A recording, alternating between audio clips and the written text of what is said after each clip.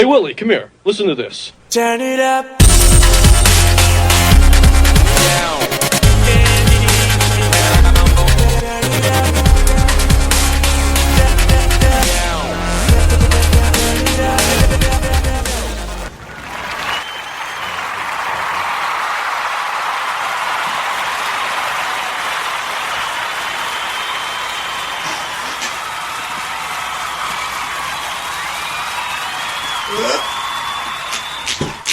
Welcome everybody to 3NN Podcast. I'm Nick Tesla.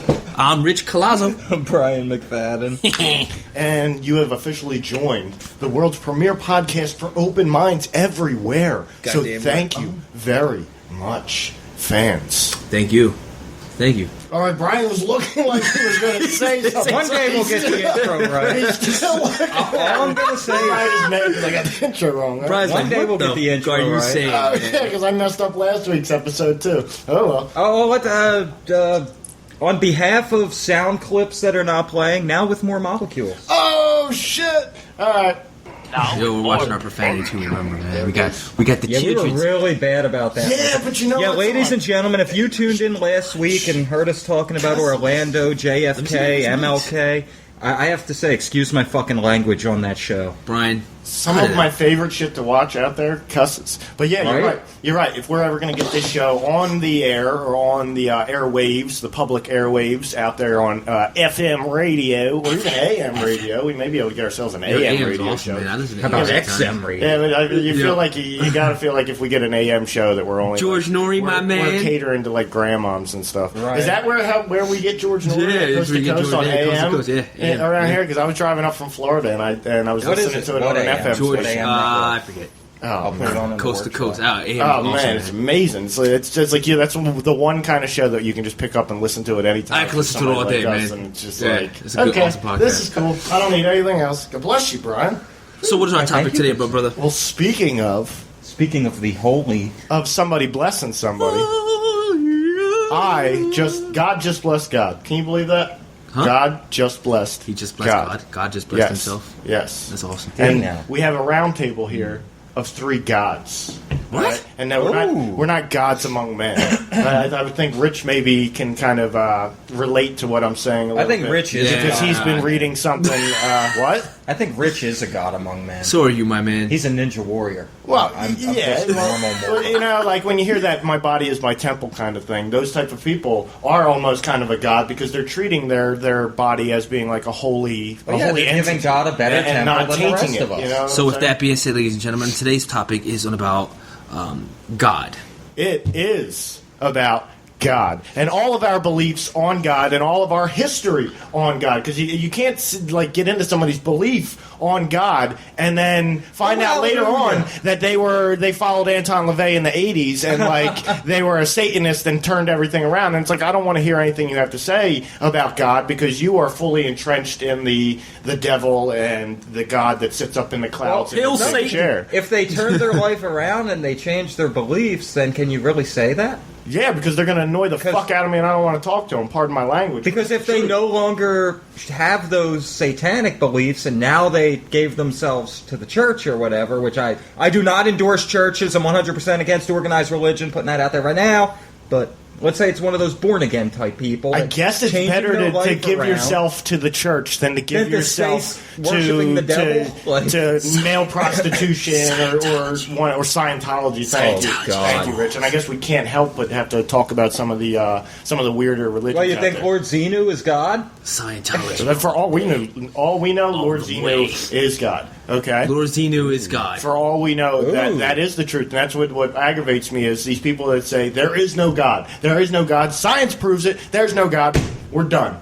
Science discussion over. All right? Like, I don't know if Neil deGrasse Tyson really...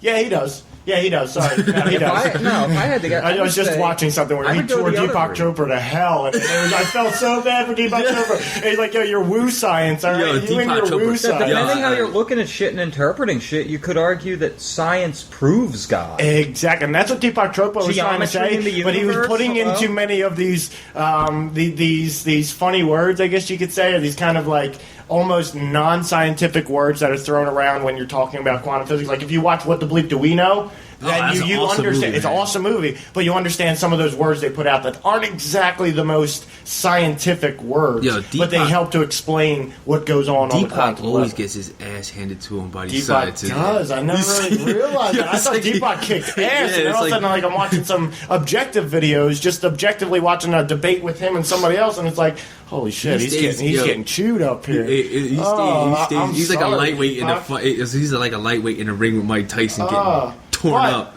But I really hate when people try to use that to completely discredit every single thing. Anyway, that he yeah, says but see, the thing is, and all say right, that so there's no. God is real. He's because talking about God the is saving possibilities. United I just want to talk Kingdom about in the story. possibilities. Well, here's the possibilities say anything is possible. Well, here's what scientists really say about that, and the scientists I'm talking about predominantly like guys like Robert Lanza, Sir Roger Penrose, Stuart Hameroff, Eben Alexander, Dr. Samparnia. I'm talking about people like this.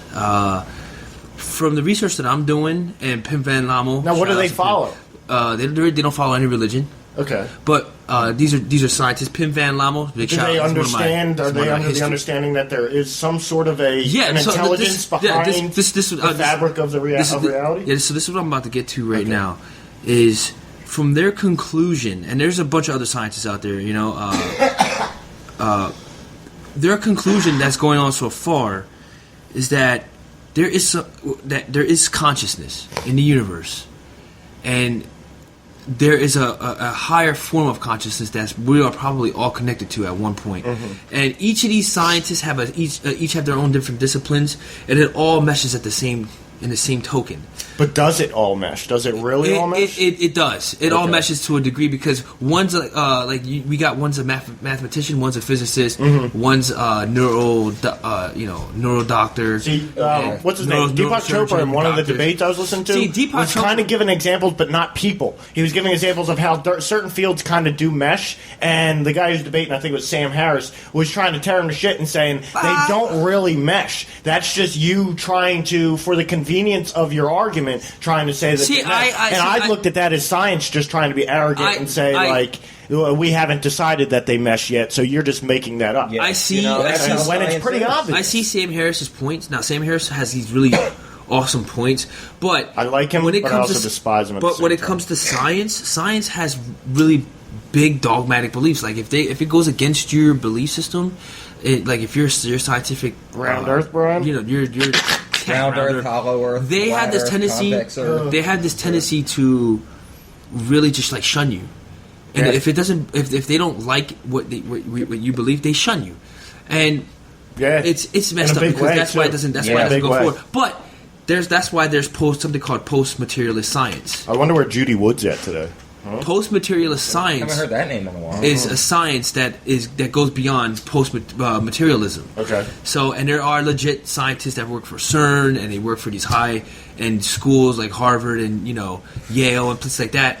We need to do a CERN. And they're actually coming to some hot conclusions, man. And now, bringing it back, all of these guys together are definitely saying that there is something else that we are not understanding, and God, or what they call universal consciousness. That's Yahweh, Jehovah, whatever. Yeshua. All of these places. I mean, all of these Allah. things. God I've heard it called source exists energy. I somehow. think the best scientific way to call it is source energy. Yeah, source energy. Yeah, all of this exists one way or another. Like it's going on. There's something there, and I mean we don't need regular scientists to believe it. You know what I mean? It's like kind of like why would we really care about them anyway? You know what I mean? Well, we do need regular scientists because the regular scientists are the ones out there saying like that's all woo science and trying to discredit people that where their work, these people that you're talking about, their work has not been fully integrated into the scientific field yet. Just like quantum theory hasn't been fully integrated into the scientific field yet, even though I know they're making great progress on that. Mathematically, it's definitely real, and from the measurements that they did have, it's real. Well, that's what also bothers me about Neil deGrasse Tyson, like coming out and stating that he doesn't believe there's a God, but he does believe that there may be some intelligent force behind all this, because for all we know, it's a simulation, and that's what brings it back home for me. Like, all right, Neil that's deGrasse pretty much Tyson, where I don't I'm at. hate you. I think there is something that created us, but it's everybody's on the right track, but nobody has it 100% right. Whether you call it God or Allah, here's my question. Here's my question. Jesus if you play The Sims 3,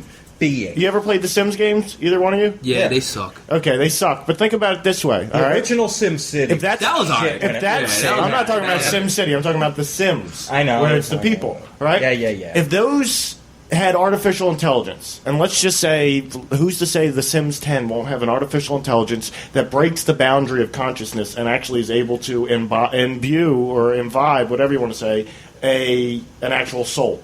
But we can't really know that. But we can still play and manipulate them and this and that. Are we their God? No. How are we not? Because I mean, from their perspective. Listen, no. Not in the grand perspective, because in the grand perspective, whatever the intelligent consciousness that resides over this reality, this domain, there's a God above that. Listen, like from reading Conversations with God, creator, I think you know that, right? Creator doesn't equal God. No.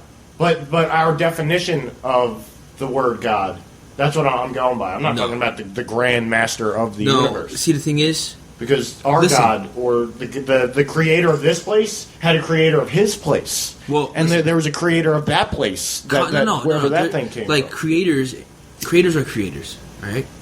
We create all the time. Exactly. That doesn't mean that we're God of our creations, all right? Consciousness is fundamentally in the fabric of space-time. Because consciousness is fundamental in the fabric of space-time, it doesn't matter how consciousness comes to be. If it comes to be, it comes to be. Whether we make it in computers or whatever, there was going to be consciousness in computers anyway. Because that's just how it works. Well, there's proof to show that there is consciousness the Matrix? in computers. Is our God a programmer? No, it's God was never a programmer and never programmed anything. God, I don't know. You need to go back and watch our simulation theory. God is all knowing and all powerful. Exactly. So, but that doesn't. Let's say you're that doesn't mean that you have to be. But wouldn't that be the Sims? Creator, the person playing the Sims? No, not the person playing the Sims. The person who programmed all the programming onto the disk for the game. Who created the program? Yeah, I know. That's who I would think would be the software developers. The software developers of our reality, not the God that plays that software, not but the actual developers that created the code that creates our reality. But that still doesn't equal God, because if God is all consciousness and everything that encompasses consciousness wants to experience itself in any which way or form. Yep. So right now, think about it this way: God wanted to experience consciousness, wanted to experience itself from the very tiny, meaning the quantum level, even at the Planck scale. It wanted to experience itself there throughout the entire universe, right? Yep. And then it goes up to atoms, and then it goes up to electrons and protons, and then it gets bigger and bigger and bigger. So consciousness is experiencing itself through that. And then, do you think, hold on, say consciousness, the smallest level of consciousness is a cell? Hold on. Everything is conscious. Everything has consciousness. So it goes from that to atoms to cells to little organisms to people, and then from people to stars, and then whatever happens within that. Computers. Is a planet conscious? Everything is conscious. Okay. Even the empty space between it is conscious. There's consciousness all over.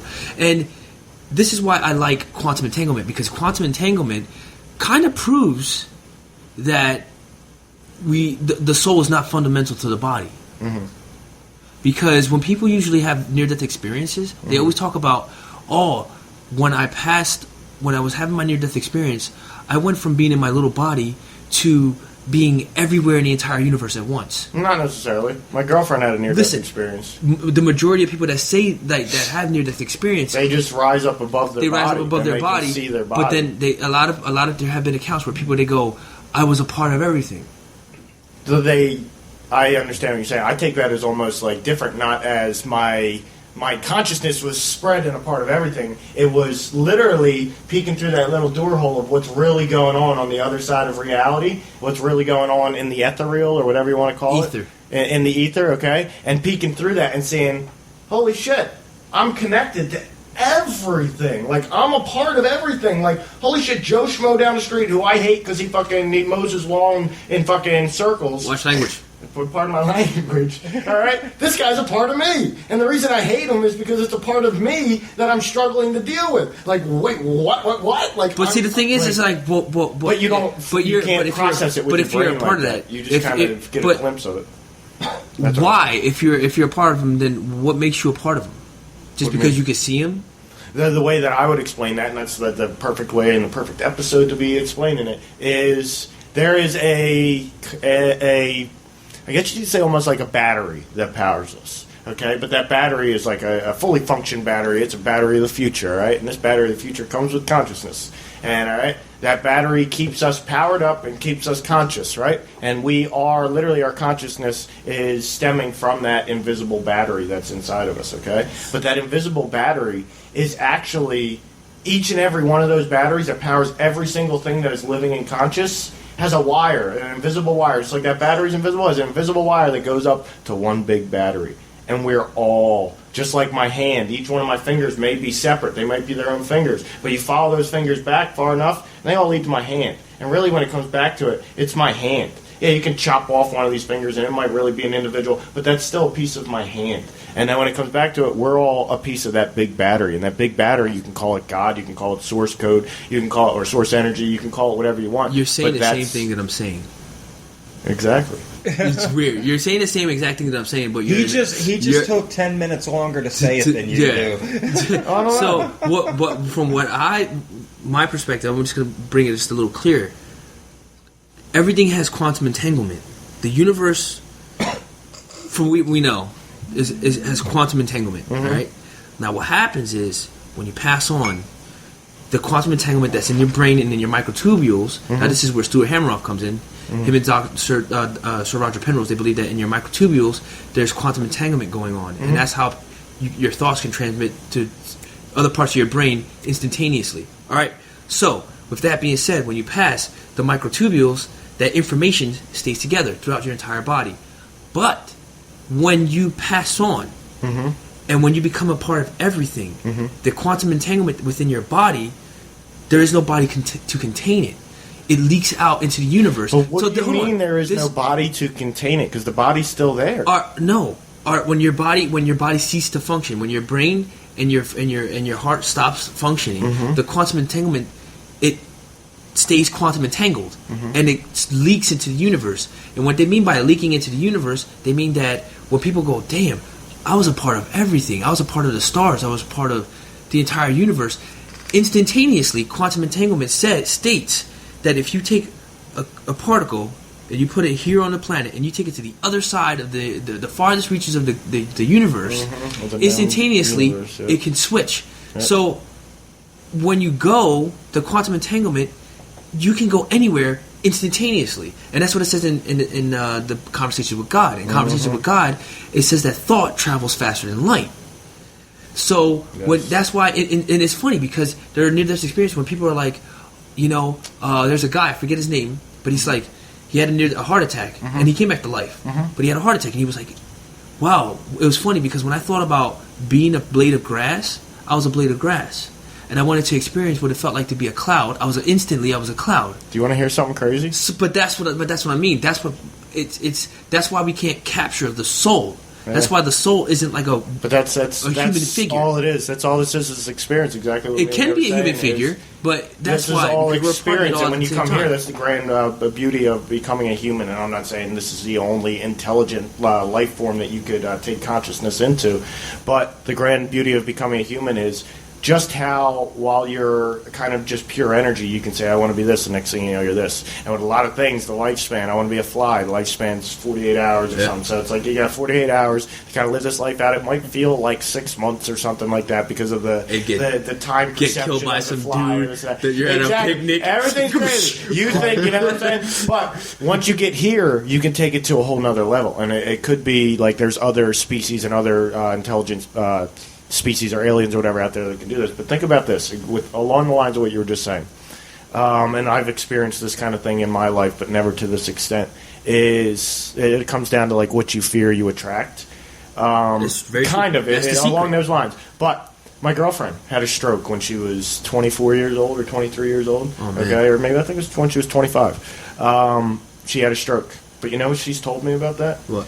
She was in the shower and thought to herself, literally thought to herself, wonder what it would be like. Like, what's it like when somebody has a stroke? What would it be like to have a stroke? And 30 seconds later, she started having her stroke. And, like, I've tried to explain to her, like, that's, like, in my belief, that's kind of how the world works. As soon as you, like, say, what would it be like to be like that? Like me, okay? I told myself probably 5-10 years ago, what would it be like to be really poor?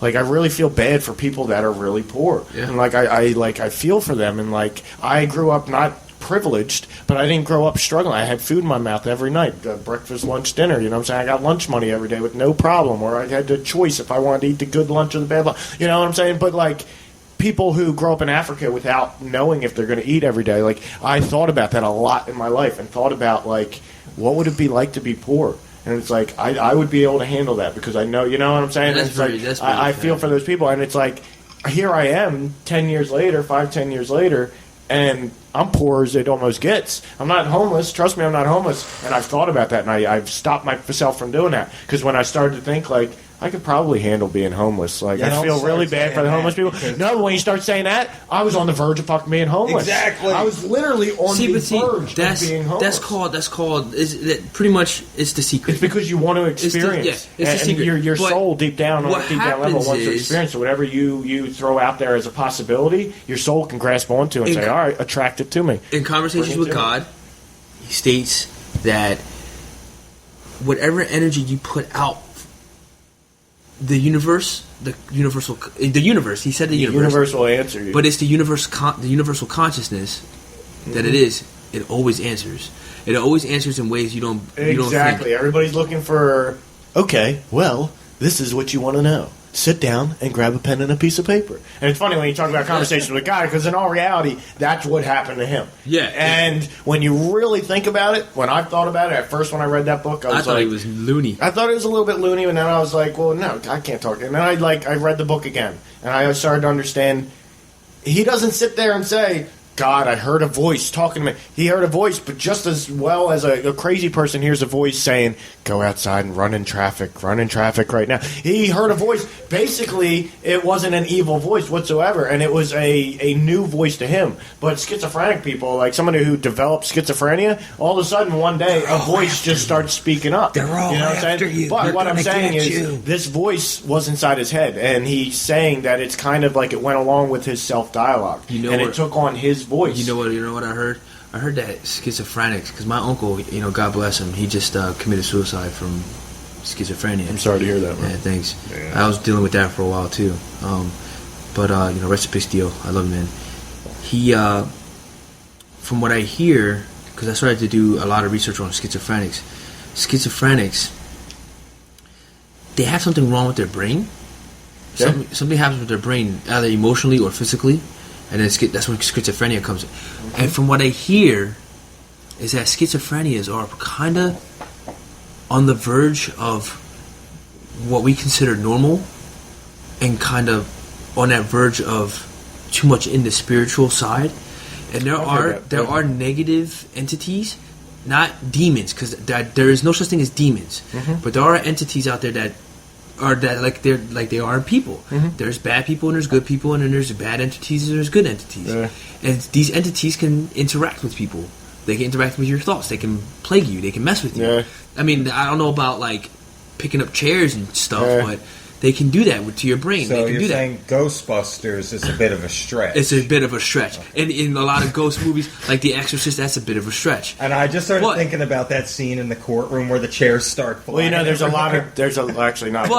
debate whether the Amityville Horror even happened. Yeah, and you know what? But listen, it's kind of like they can speak to you and talk to you, and usually people like us, we tune it out.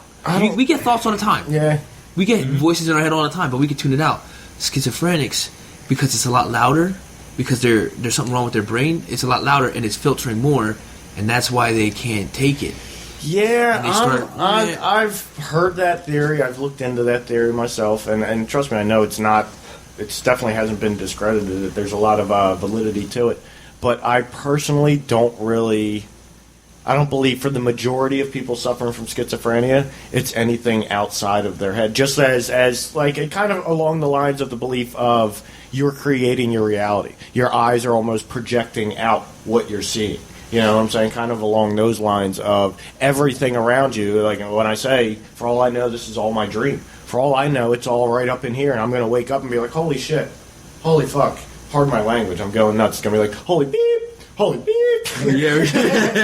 But, right, I wake up and I'm like, that wasn't real. I had a dream like that once where I woke up and I had 2 friends in the dream, and I spent like at least a couple years hanging out with these girls, and they were like my best friends. All of a sudden I woke up and they're gone, and they don't live next door. I could have swore they moved in next door. They're gone. I'm messed up for a whole day over it. And ever since then, that always stuck in my head. And then when I found like dream theory or whatever you want to call it, that all of this could just be a dream, how do you really know that it's not your dream or you're just a character in somebody else's dream? That dream has haunted me. Because it's like, I knew those girls in that dream. I woke up and was like sad and almost like I was messed up for that entire day, sad for that entire next day because those girls were gone. I had a friendship with those girls. I had vivid dreams almost every night. Like to the point where it's like I can do whatever, and I always go into this city, and I have this entire city mapped out. I can do whatever the beep I want. Keep training, my friend. Keep I can training. do right. No. I'm saying keep training because you're going to win Ninja War. If you're having dreams where you can fly, you're going to win Ninja War. I have dreams. I can do anything in these dreams, and it's constant. What that means. If you're having dreams where you can fly, that means that the sky is the limit. You are in complete control of how high you're going to go. Thanks, I appreciate it. And it's but you know what? What I've come to the conclusion is that the way this is me personally. Everybody that's listening is that dreams have to be a spiritual side. I don't think dreams, because people, they say, I get the dreams where this is going to be a whole episode in itself, my friend. Yeah, I know. That's why. That's why I'm going to make it quick. I have these dreams. Elaborate. I have these dreams that they play on from what happened throughout the day. So I get those things where it's like, it's stopping me from not doing this, or you have dreams where your day continues, like where it'll be from like 6 o'clock on. No, you pick up from that point, but continue and kind of diverge and go a different way. It's dreams that what they say dreams are is that you learn from like certain parts of your dreams. You learn like, all right, like for instance, we drive all day, right, Brian? Yeah. And it's like kind of like you learn how to when you dream. Your memories, it something happens in your brain where you learn how to drive better. So it's like you'll dream about you getting into an accident or something stupid like that. Like I get those dreams. So I've had those. Yeah, you get those dreams where and then you learn from it, and it acts like. And what's weird, I don't know about you, when I have a weird dream like that, the next day when I'm at work, that same situation or something similar will come up. And I'll do something different and not get in an accident. Yeah. So it's learning. It's weird. Dreams act like that too, and science has proven that dreams do things like that. They teach you, and they filter out the stuff that you don't need and stuff like that. And I've gotten those dreams where, like, if I seen something throughout the day, if I seen like a red car, the red car would be in my dream. I've got that, but there's a point where I'd go beyond. Like it's lucid, very vivid, like beyond vivid. And it's definitely a spiritual side. Like I'm like, are you sure you're not exploring your brain? It could be that. It could be whatever. That's my main question right now. Is are you trying to say that you believe there's a part of dreams that are outside of you? There is definitely a part outside where you go from dreaming. I'm just dreaming to. There is something here. There's a spiritual side, and I get those all the time, at least 3 or 4 days out of the week. That's the thing. Like I wake up after dreams all the time, and I can't remember what happened in them. Like I actually just remember. I remember my dream from last night. First time in a long time. I remember my dream from the day before yesterday. But you had a dream. Here's basically the thing: is my girlfriend had that stroke. She doesn't have dreams. She goes to sleep, and I fully believe her. She goes to sleep, and it's black. No, and she dreams. She just doesn't remember. No, Rich, trust me. When I first got with her, what did I say to her? Yeah, it smells good. When I first got with her, it's going to fuck up your training, though. Pardon my language. When I first got with her, dude, I told her, you do dream. Here's what happened. When you had your stroke, almost like a mountain was built in your brain. And when you fall asleep, those dreams are still going on the other side of the mountain or on the other side of that wall. But since that wall was built when you had a stroke or something was severed, you can no longer see those dreams. You can no longer view and go and interact with those dreams. They're still going on. They're still there. You're just cut off from them. And if you can repair your brain in some way, shape, or form, you will reconnect with them. And I started looking into it a lot more, and there's a lot of other people who have that. And part of me still has that belief, but another part of me really believes she doesn't have any dreams. She has. I watch her sleep, man. I'm not saying many times, but I have watched her sleep, and the flickering, rapid eye movement, that's obvious that somebody's gone into dream state. She does not rapid eye movement whatsoever. She is the only person I've ever known that, unless it's a half hour after she just fell asleep, if she's been asleep for 2 hours and I sit down next to her, I lay in bed, she wakes up. She is like the lightest sleeper. And I've realized that when I'm in a good dream, you can't pull me out of that. Like, of course, you can shake me and be like, Nick, wake up. But if you were to slam the front door, that kind of thing wouldn't wake me up. You know what I'm saying? If I felt like I was having a really good dream, and then I wake up, my girlfriend's gone for the day and this and that, like this morning, it's just like, wait. Usually when she closes the door or is doing something getting ready, she wakes me up. Some little noise wakes me up.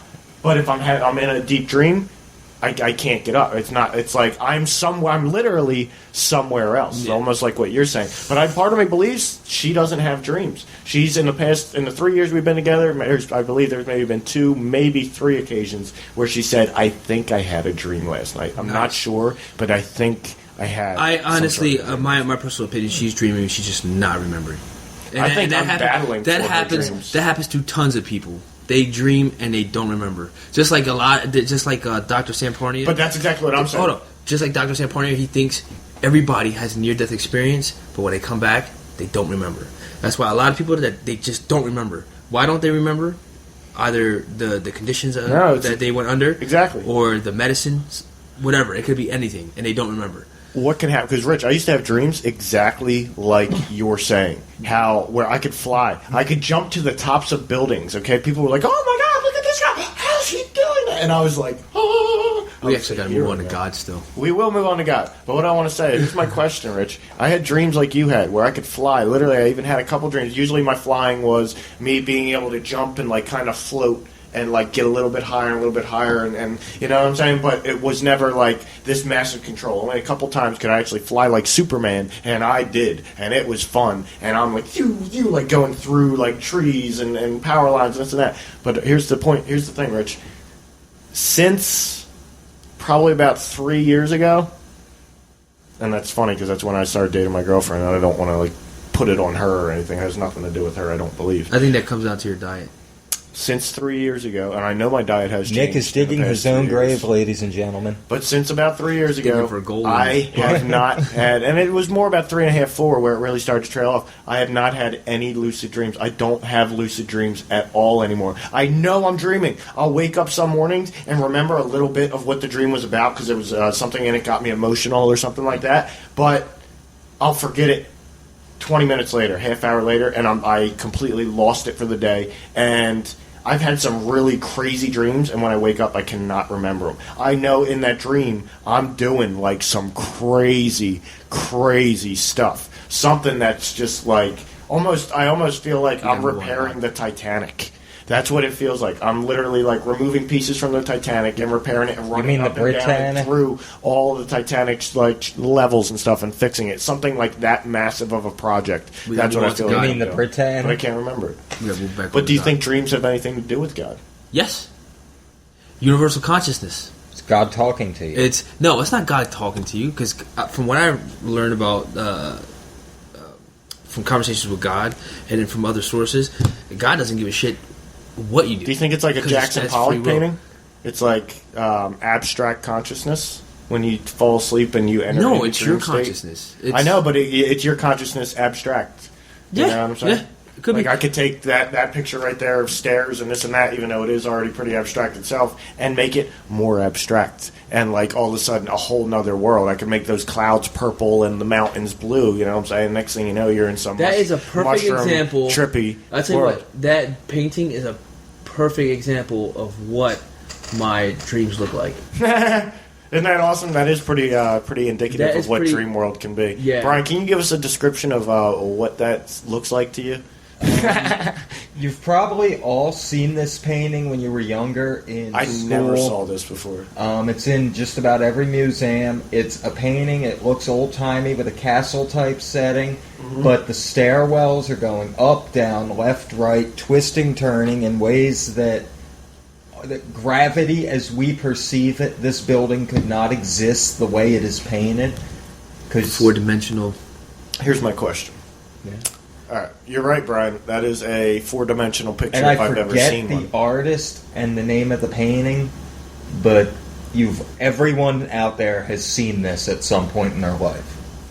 When you die, okay, we're all going to die. All three of us are going to die. And by the way, Hell yeah. I've just watched probably at least 3 or 4 official, not like conspiracy things, official news stories saying that we are on the brink of immortality because we now have the ability to program genes, which means it's going to turn into a eugenics type of thing where we're creating perfect babies, and all of a sudden us old generation or what do you call Betamax generation over here, humans, we're going to be like no longer a hot commodity. So like, Nick, we need to get rid of them. Like, we got perfect people. We're all perfect now. Why should we have these old people with their Aldous warts and Huxley's Brave New World? their Is that Alzheimer's is that and all what that? you're envisioning here?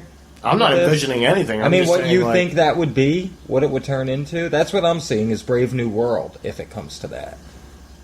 do we want immortality? Yeah, it is something like Brave New where World. like I don't want immortality. I want to live to 150. 150 is fine.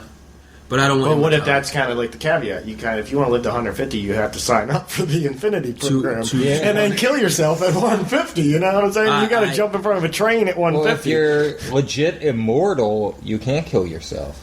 It's not can't true die. immortality. It's about cell regeneration. It's about taking the limit on cell regeneration and being able to program that so it kind of infinitely regenerates like a jellyfish. When I think about it, honestly, man, And like starfish, we could program that in where if you lose an arm, you could grow back your arm. Like, that's kind of good Except stuff, for those dude. starfish in the Pacific that have been melting since Fukushima. when I thought about it, when I actually sit here and really think about it, man, I can't live forever. I definitely would Rich? like to live to be 100 and die off. Are you saying to me right now you don't want to be conscious forever, or you don't want to take this form forever? I don't want to take this. Those are two Listen, separate questions. We will be. right there. Listen, Good. if anybody's out there that's afraid to die, don't be afraid to die. It's an easy transition. No matter how you die, sometimes it might on the outside not look like it's an easy transition, but once you die, it's an easy transition, and we go back to our universal consciousness. If you decide to stay in the physical forever, it's not going to be fun. No, because you'll be here for Earth changes, ice ages. There's actually been some good, ages. I guess you could call them vampire movies. Just take it as or it is. In Time. Perfect example is the movie In Time. You ever seen In Time with Justin Timberlake? No. Time is a commodity in that movie. Yeah, you look at me like, no, I don't want to see that. Movie is amazing. Okay, you know what? One of the Nick, most amazing movies you've ever seen. There's Time some dude Machine. who has 1,000 years on your time. How much time you got left to live in your life is on your arm, and it's just basically like currency, right? And you get paid in time. When you work your job, you get paid in time. When you buy food, you got to give them 5 minutes or a minute or whatever it costs. But as your time winds down, you get to 0, you're dead once it hits 0. Well, there's some guy who's got like 1,000 years, and he's like, I'm done. I don't want it. And he still looks like 35 years old or whatever. But he's like, I don't want to live anymore. Like, immortality, like this was all sold as like the rich could be immortal, and it's like, I don't want this anymore. Take it. Here's something that's cool about immortality. Right now, pay attention real quick. All right, so so humans physically have this thing that happens to them the older we get. When you're younger, an hour seems forever. Yes. Right? So listen, hold on. I know exactly what you're talking about. So an hour seems forever. I'm in the middle of it. When you hit the older you get, the faster time flies. They said, this is scientists saying, if you were to live to let's say you were going to live to be 10,000 years old, but you're 1,000 years old, right? So let's say you have 9,000 years left. 1,000 years. By the time you're 1,000 years old, a year will feel like a day. A year will feel like a day. 1,000 years feels like a day. By the time you're 500, a year will feel like a day. That's how I am now. And by the My time days you're fly by. and when you're 1,000 years, 100 years will feel like a day. And Speaking of time and it goes on like perception, that. It's just how are we on time? We got about 5 minutes left. I just want to make sure it doesn't cut off and then we forget to go back and we miss half the episode. There's something called the Dictionary of Obscure Sorrows. I don't know if that's where you got that from or not. But they touch on that, and once I saw that, and I literally, honestly, I know you guys are going to be like, you fag, but I teared up. I teared up because it's so true. Ladies and gentlemen, Nick is a bundle of sticks. No. Do you want to know where it affects me? And this is why I just said I'm going through it right now. It affects me every single summer because I think back to summer when I was 12 and 13 and 14 years old and how it felt like those 2.5 months felt like 6.5, 7, 8, 9 months. It felt like forever. Every day was an adventure. And I had the morning time. I could go home in the afternoon, go out and do something in the or go home in the middle of the day for lunch, go out in the afternoon and do something, come home, get a shower, hang out, sit back, watch TV for an hour or two, then go out at night and hang out. And it's like now, summer days, they just they blink by, and I'm like, summer is over before it even started for me. Before I even got into, I'm still like putting my feet up because summer always started with me like, all right, time to relax for a couple weeks, okay, at least a week and a half. I'm sitting and just watching TV, vegging out, staying up till 3 o'clock in the morning because I don't have school in the morning, and watching Star Trek: The Next Generation, which comes on at 1:30 in the morning or something, right? But that was my thing. For me, it was ECW wrestling at like 2 a.m. on what was it, the Sports Channel. For me, it was running around in the mountains with my friends training. But that's what I'm saying. But you had all the time in the world. You were training now all of a sudden, middle school? Oh my god! Before you know it, like right now, it's 1 o'clock. It's one. If I didn't wake up at 8 a.m., it would feel like, how is it already 1 o'clock? For those of you that have never seen Rich, he looks like he's ready for Ninja Warrior. Yeah, I'm getting ready for Ninja Warrior 2017. I'm training right now. Do you have a stripper pole? I know it sounds... what? A stripper pole? What the hell is that? One of those stripper poles that a girl... in your house. No, I don't got a stripper pole. It sounds so idiotic because I know you're not ever going to be a stripper. Maybe you will be. Maybe you will be. What I'm saying is, as far as arm strength... my junk swinging around? As far as arm strength, you are not going to get that kind of arm strength doing anything else in and around your house. You're not going to get the kind of arm strength that you can get on a daily basis working out. Just literally hanging sideways on that thing or trying to like spin yourself around using your wrists and your hands trying to get yourself around. This is coming from a guy that does not train at all. What? There's some logic to what it makes sense. I am the definitive reason for practice what you preach, okay? I am the definitive example of practice what you preach because so much stuff I talk about on the show. If I'm practiced, the same way. I don't practice. I'd be like... But anyway, all right. I'd be living a pretty decent when life. it comes down to it, man, I don't mind getting old and dying. Yeah, I don't mind getting old and dying. I'm kind of with the 150 sounds about good. I got to get my stuff done. That's my fear is that I'm not going to get my stuff done. Okay, just like this show is about to be done, I need to get my stuff done as well. Okay, and if I can't get my stuff done, like read every single one of these books I got right here, if I don't get started, I'm never going to get it done. But if I got until 150, I got 120 years. You should start. To read this, okay? So chill out, all right? Chill out, guys. I got 120 years. I got a century and 2 decades to get through this stuff, okay? Here's what I was going to say. We got a week. Here's what I was going to say about dreams, okay? You got 20 seconds. When you die in your sleep, you're dreaming, and you slip into death. You never wake up. But here's my question. That's how dreams tie into God. You stay in a dream. Because a dream is your nightly connection with God. Yep. And that's what makes me sad when I think that my girlfriend may not have dreams, is that she's not connecting nightly with God. And really, it's only connecting with yourself. I don't feel like I'm having dreams every night. Your girl, I do have them it's not going to go black. She dreams every night. I don't think she's ever going to go black. When she dies, she's not going to go black. She dreams, she doesn't remember. Right now, her connection with that abstract consciousness is affected by her brain. But when she dies, her brain no longer has an effect on that. She immediately is like, right back with it. Right. All right. It's been a wonderful show. 3NN, 56, God. Get God up in your life. YouTube.com/wherewelied2, Facebook.com/3NN podcast. Don't be afraid of death, people. Everybody dies. Yo, check out @RealNickTesla on Instagram. Facebook.com/TheRealNickTesla. Where can we find Rich? The Mind of Rich at Blogspot.com or on Facebook or on Instagram. Brian McFadden on Twitter, Facebook, YouTube. All right. Let's do this. 3NN, baby, all day. Today's episode has been brought to you by Booger Farms, the only farm you don't want to eat from. Nom nom nom. I don't want to eat from Monsanto. We got 10 seconds left, so I don't know. Don't tread on me. Anybody who likes Malta Goya, there's something wrong with you. All right. Don't be afraid of death. Die with honor. Today's episode of 3NN Podcast has been brought to you by sugar, the thing that's killing everybody, and nobody cares. Let me know when this gets irritating, okay? And now! It's irritating almost at once.